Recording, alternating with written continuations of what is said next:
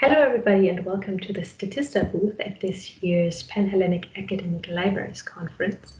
Of course, it is a pity that we are not able to meet each other in person, but I'm still very glad that the conference can take place digitally despite the current circumstances.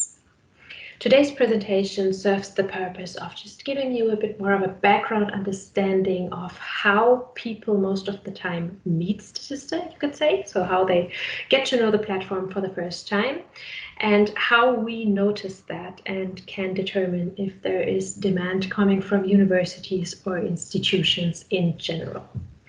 Maybe to start out with a few words about myself, to introduce myself.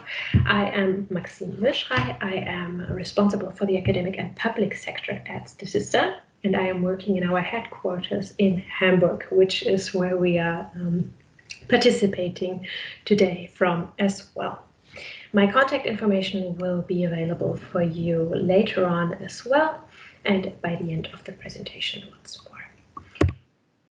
Generally speaking, Statista has the main task of making the process around data research an easy one, an efficient one, and a pleasant one. And therefore we focus on three main points, which consist of number one, enabling the user to save a lot of time. And this we do by various different things, starting out with an easy navigation and intuitive navigation over the platform, as well as a user-friendly interface.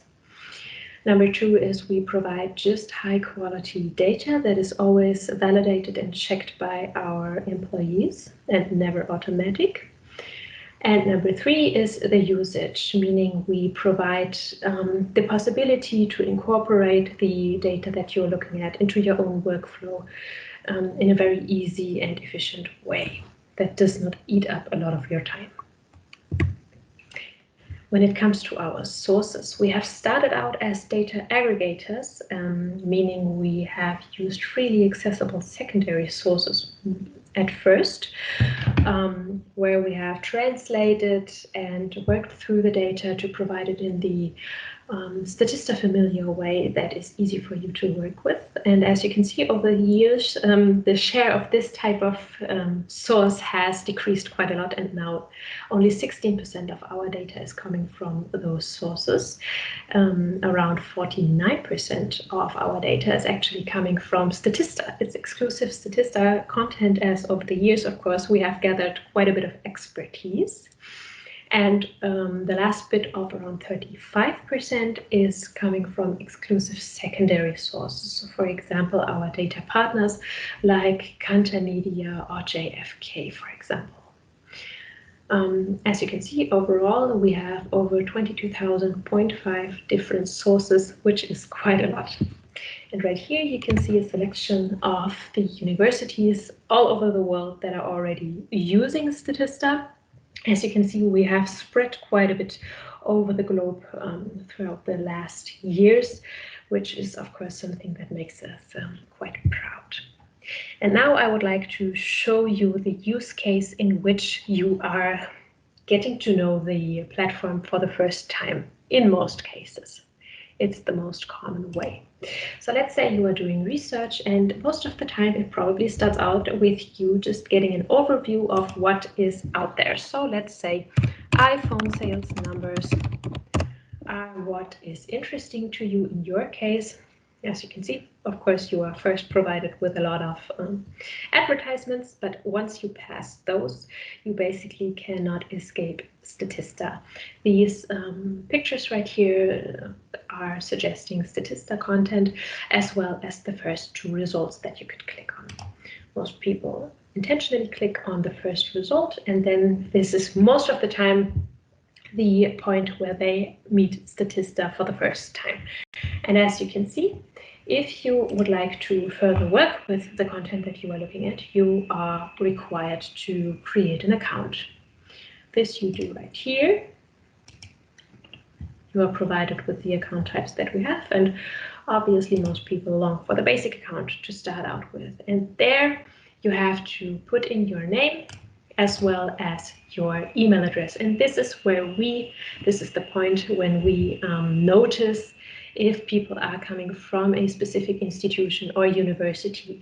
And if those registrations and also some requests sometimes rise and add up, this is usually when we feel like there is some apparent overall demand coming from that university or institution.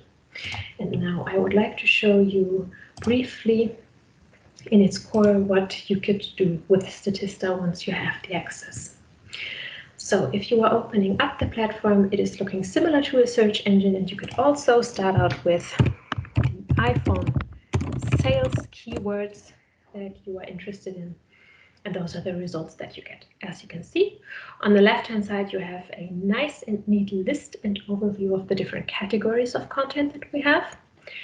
And right here you have the same results, but you could imagine a basket that they are all thrown in. So they have no particular order on the right-hand side and are shown to you without any specific order. If you click the first one, this is what you would get. Right here, of course, you obviously have the statistic itself, and as there are quite a lot of bars in this one, it is not possible to put the numbers at the top of each of every one. So in this case, you just have to hover over the content to see the exact numbers, and this goes for all of our statistics always. Right beneath the content itself, you get an introduction, and in this case also a bit of extra information, as for example the differences between Apple and Android. Right here you always get the source information as well as the link to the primary source, which is of course part of our transparency policy. It is always possible for you to go down to the root of the content that we provide. In this case, it is Apple itself. Right here, you see the download buttons that I have been mentioning before. Those indicate the possibilities that you have to further work with the content. So depending on your workflow, let's say you are writing something, an essay or a thesis, and you would like to visualize what you are writing, then you just need a static picture of the content that you could get with a PDF or a PNG. If you are working or if you are calculating and you just need the numbers and figures behind the statistic, you could download the raw data in an Excel file. And if you are working with a PowerPoint presentation and you need to present it soon, then you could also save some time and just downloading it as a presentation format. And I have done that for you beforehand to just show you as an example. It will provide you with a few different options. So it is the same content, just displayed in different ways so that you can choose the one that is most suitable for you in your personal case. And as it is the PowerPoint format, it holds all the advantages of PowerPoint, and you can just drag and drop it into your own one. And when you scroll down, you will always be provided with related content.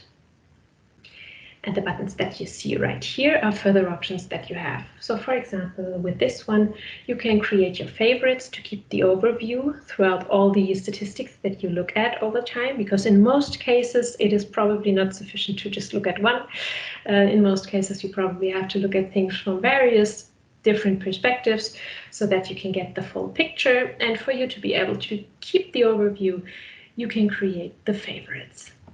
Right here, this bell is what notifies you when we update the statistic, if that is wished.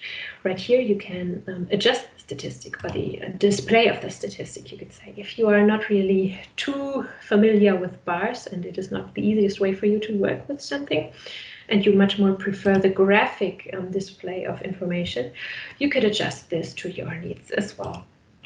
Right here, you have the possibility to share the information.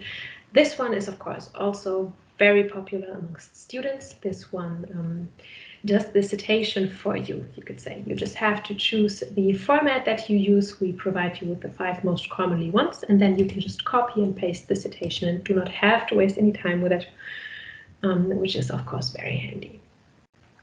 Right here, the last but not least button helps you with printing out the statistic. And this concept is repeating itself throughout the whole platform. So once you are familiar with it and have found out how to use the platform, it is very easy to go on and navigate on it.